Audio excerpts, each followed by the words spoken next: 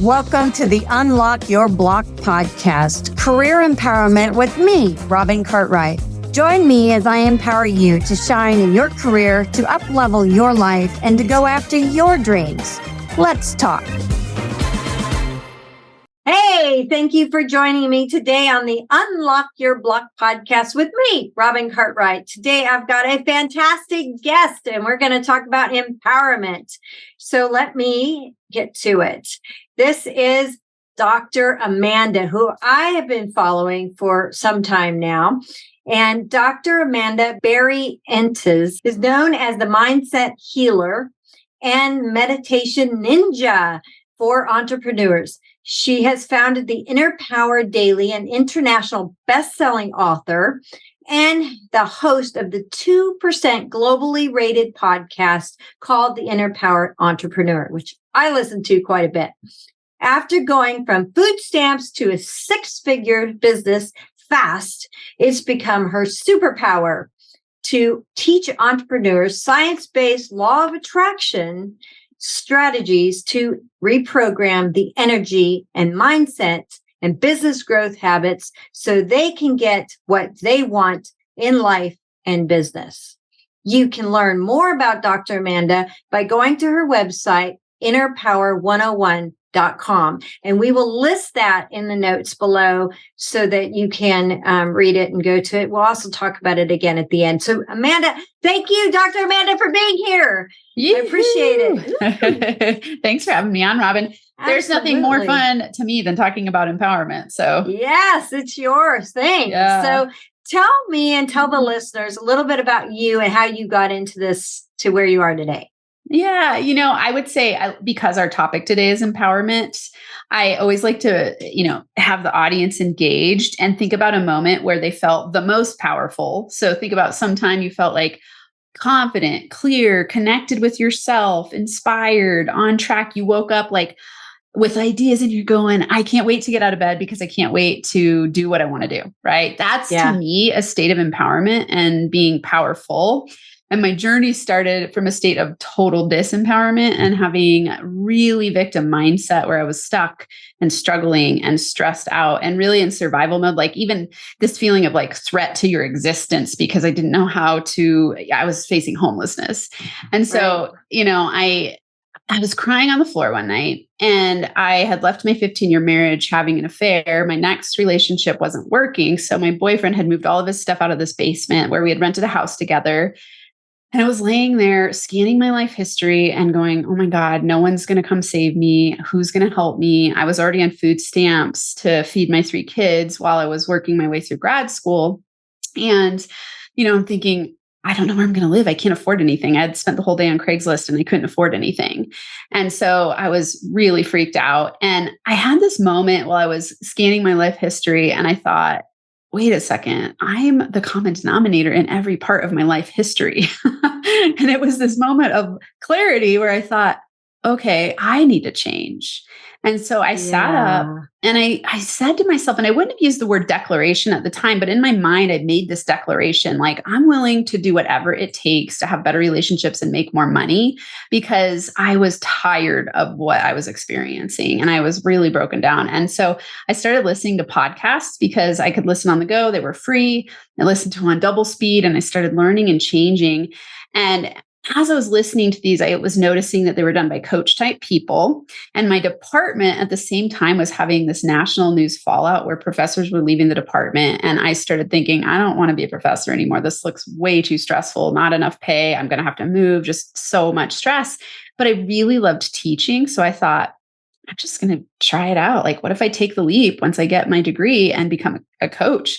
And so I took the leap. And in that first year, I went from food stamps to 6 figures. And it's been this really amazing journey ever since, learning how to optimize myself and help other people optimize themselves so that they feel powerful and can be deliberate creators of their reality.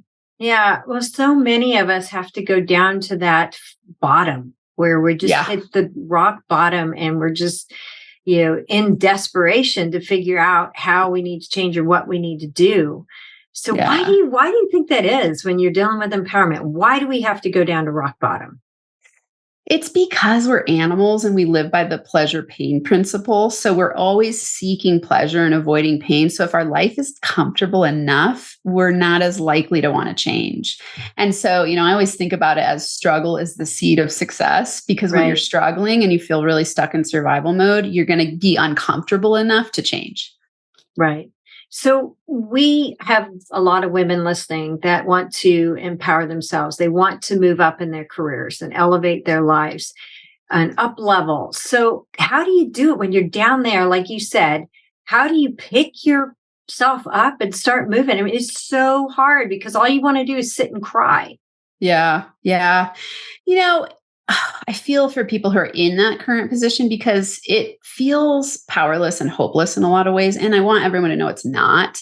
I mean, really, like I've been to my 5th year of business. I've gone from food stamps to creating many years, 5 years of 6 figures plus. I have a happy marriage. I'm friends with my ex-husband. I have a business I love. It's growing and growing. My goal is to impact 5 million people through my company, and I'm on my way to do that. Like life has gotten so awesome. And so it all started with decision and then action. So a decision doesn't matter if you don't take action on it. And you will Right. automatically take action on a decision that's really powerfully tied to emotion. And so when you decide in that place of stuckness, you just decide, you commit, you take action. Can I Right. swear? Can I swear on here or no? I didn't Yeah. ask. Yeah. Okay. So, I love the term NFA. It was my company name before, and I have a tattoo on my body that says NFA. So it's decide, commit, take NFA action, which means no fucking around action. I And love it. when you're NFA about things, it means that you're serious, you're driven, you're inspired, you're not going to let anything stop you. And so, if you're at that critical spot of feeling hopeless and disempowered, then decide to do something different. And it starts with tiny steps. It started with me listening to podcasts. It was that simple. Right. Just listening to podcasts. That was the first step I took. Right. So like I coach my clients and I always tell them take one step because they're so afraid. That fear just like swallows them up. So one little tiny step and moves you to the next. So your first step was the podcast, which they can do. I mean, everybody can do podcasts. Yeah. And there's books on tape.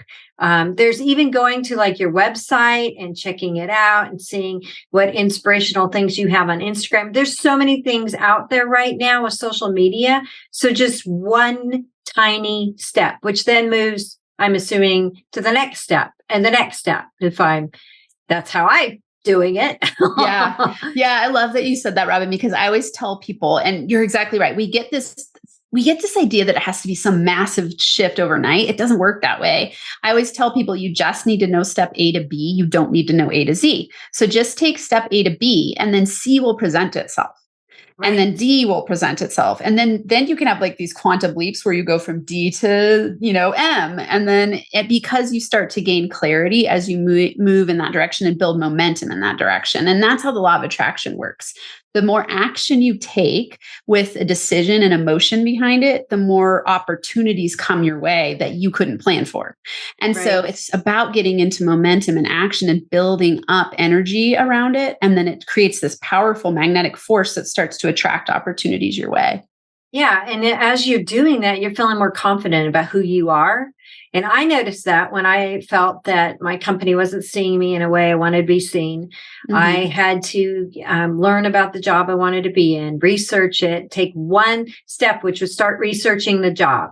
Then I wrote out my job description, started feeling more secure and more confident about it. Then I had the guts to go talk to my C-level about it, of which I did end up getting the job, but it was 6 months later from the time I took that very first step, which was just starting to research it. So, I mean, it's just the one little step which starts the momentum, but so many times people fall off that momentum. They like get on the train, they're going down the tracks, and then they derail themselves.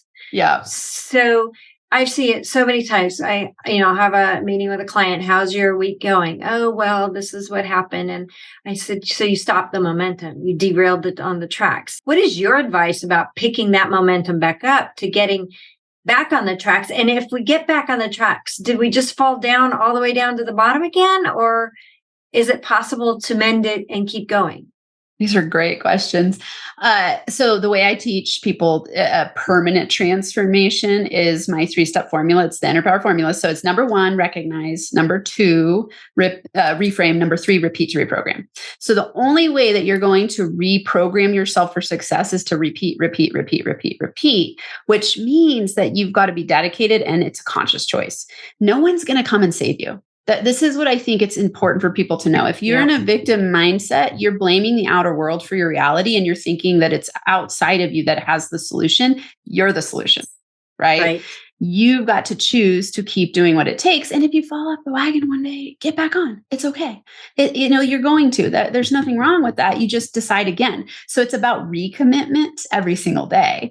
And when you recommit, it's you generating energy around it and keeping encouraged. That's why it's really helpful to have a coach or a coaching system of some sort. It could be that every single day at the same time, you listen to a podcast that inspires you. My daily program is exactly for that reason, because I know people fall off. And so getting them, if I can just get them to listen on a regular basis and they can start getting habituated to doing that, it's wild what happens, because they start to up-level their vibe, and then that makes them feel good. Then they want to return to it, and then they keep doing it, and then that's what accelerates. So it's that first part of change is often the hardest part, because we are habitual beings and we want to go back to what we know, and that's what's safe and easy and comfortable. And so the first part is the most uncomfortable part, because you're training yourself to do something new. And so that's when you've got to be vigilant and very committed to your why. Right. And, myself as an entrepreneur, I fall in love with your podcast and I follow your daily routines are fantastic.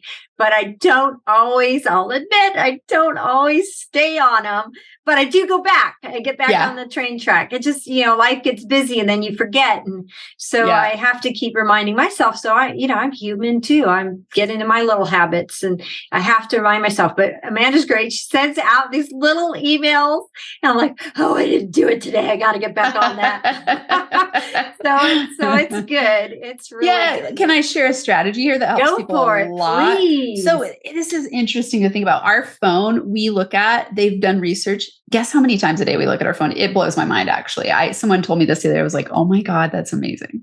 50? 400. Oh my God. That was my response. I was like, 400 times a day. So whether you look at it 50 or 400 times a day, your phone is your greatest cheerleader. You can use it to reprogram yourself. So I teach people to set alarms that remind them to do the things that make them feel good. And so, it's like when you're starting a new program. So my morning routine for entrepreneurs program, it sends daily lessons on your phone, app based. So, and the reason we did that is because we didn't want people to go down the wormhole of, Facebook, and then they're gone for, like you get in there. Hours. Yes. So I want them to be focused. So it's an app that they just go straight to the lessons. But set an alarm on your phone for whatever you're reminding yourself to do until it becomes autopilot.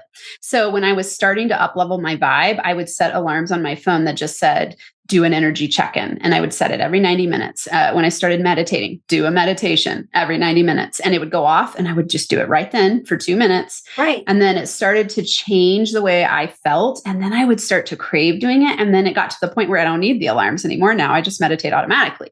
Right. And so that's how you've got to start setting up systems for success. Is what is it that's going to remind you or trigger you into action to make sure you stay on track? Right. And I followed that. I've set the alarms, and when they go off, I have an alarm to go for a walk, and I have an alarm to do my meditations. And they don't have to be these 20, 30-minute meditations. I do 3 to 4 minutes just to regroup. Yeah. Because life is so hard.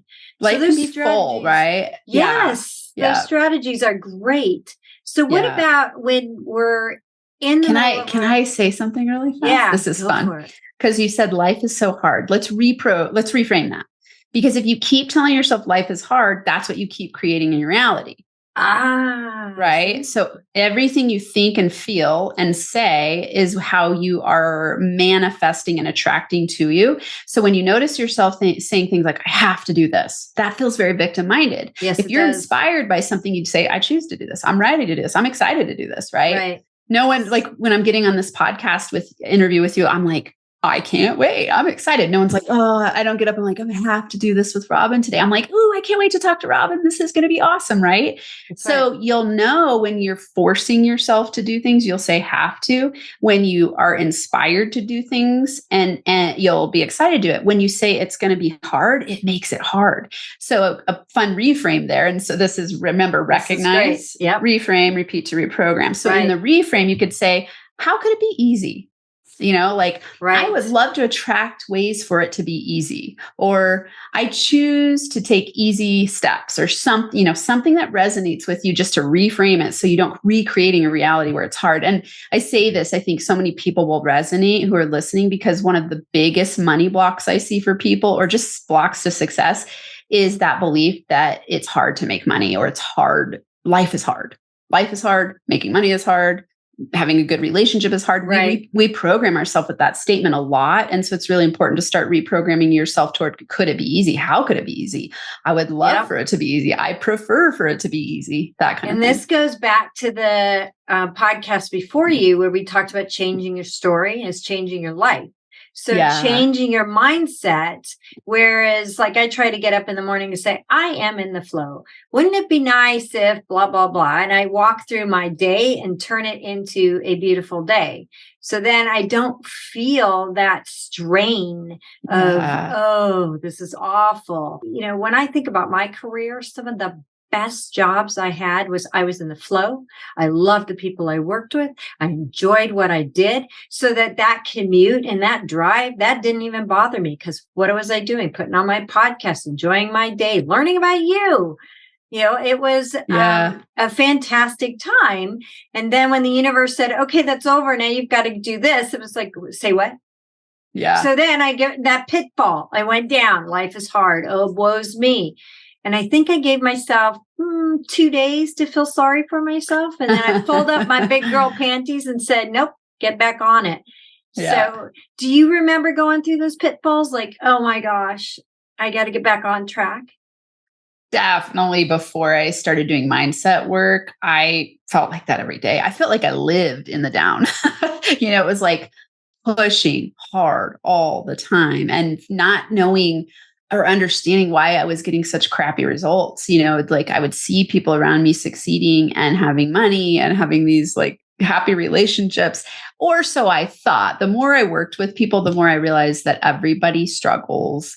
And you've got to learn how to program yourself for success, because it doesn't just happen automatically, especially if you're programmed from childhood to believe it's hard, believe that you can't make money doing what you love, believe that, there's just so many things that we're downloaded with. And so you've really got to retrain yourself and learn how to let go of the things that are holding you back from breaking through to your ultimate empowerment. Right. So get out of that life is hard mode.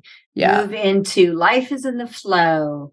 I'm going to have a great day, blah, blah, walk through your day and turn it around. What 1 or 2 things could somebody keep in mind moving into more of a law of attraction and empowerment? So every time they start coming up with that negative word, I can't, awful, anything negative, what 1 or 2 words can they write down right now to say, hey, I'm turning this around? I'll say the one I love to use the most. So I teach people affir-mantras and I teach starter statements. And what you want to do is program yourself with something you 100% believe to be true. So if you're stuck in struggle and you want to move into more ease, if you just all of a sudden start saying, I am an easygoing person, but your brain's like, yeah, right, you're full of crap, then you're creating resistance and you're actually pushing away the manifestation of it. And so what you want to do is start programming yourself with things that are 100% believable to yourself. So I love this starter statement. I prefer. Saying I prefer. So if you're saying I can't figure that out, you would say I prefer to figure it out. Right. And it's just a really simple reframe strategy and affir-mantra that I use a lot with people when they're really stuck. And then you kind of move up the scale as you start to believe it more. Now you can say, ooh, I am attracting ease and joy and flow and fun, versus when you're very first starting, you might need to just say, I prefer to feel better. I prefer to be less stressed. I prefer to feel better and better every day. I prefer to have it be easy. what if it could be easy, right? Those kind of things. And so it's just start with I prefer. That's one of the most powerful. You could also say I am willing to figure it out. So I'm willing to figure out how it could be easy. I am open to it being easy. Okay. So I prefer, I am willing, I am open. All right, folks, write that down. I prefer, I am willing, I am open. And we're going to start working on that every day. So no more of the negative. I prefer, I am willing, I'm open. Yeah. All right. I love it. So what do you do if you're in a situation where like your husband's the downer or your partner's the downer or your roommate, whomever you're hanging out with a lot, they're the ones who don't believe in this and just think that life is happening to them, that they're not creating reality. They're just the opposite of what you're trying to do. How do you deal with that? That's such a good question. That's interesting. This question has been coming in from so many different people in the last week. That exact question. Actually, I believe it's today. Yeah, today, this morning on my program, I talk about exactly that, like win-win relationships and what to do when you're outgrowing the people in your life. And so it's a powerful question. It's important. Something that's critical for everyone to know. Your outer world is a reflection of your inner world. So if you don't like what you're getting on the outside, change what's within. In context of relationships, you can't change anyone else. You have no power over anyone else except for yourself. And your outer world, your relationships are going to be a projection or a reflection of you. Now, the interesting thing is that when you start on a growth path, your current relationships are a projection of the past version of you. Right? Because right now in the present, I'm planting seeds for my future relationships, right? Current and future. And so today I've programmed myself to create win-win relationships where I hang out with growth-minded people. So I keep attracting that. The people in my life are that. I don't struggle with that anymore. In the past, when I started growing and learning growth strategies, a lot of the people in my life got left in the dust. Yes. And it was a choice. I got to choose. Do I prefer to keep these relationships or do I prefer to set boundaries and shift so that I can grow to my fullest potential? Now, this is going to be a choice that people make differently depending on the closeness of the relationship, how much there is to lose from the relationship. I mean, there's a lot of things that go into this. And I would say as a conscious being who prefers to live a life of full expansion, you can model and just do your thing. And the people around you will either fall away or start to pull up with you. And that's true. Yeah. Yeah. And so that's that's what I tell people, especially like, let's say in a marriage or a partnership intimate partnership relationship, this can happen a lot. And so it's, setting the new context for the person and saying, hey, I'm choosing to grow. Do you want to come along with me? What are some things you can do that? If they say, I had a relationship where he literally would say, like, can you please stop growing? Like, I don't want to keep up. And I was like, well, this isn't going to work well. I don't exactly. think so. Yeah. And I have friends that are, the downers, and I've kind of pulled away from that. But that's a little easier than like my spouse, who, when I started this journey, I said, look, you either get in this or you don't. Because if you don't come in and start believing that the glass is half full, I am going to start leaving.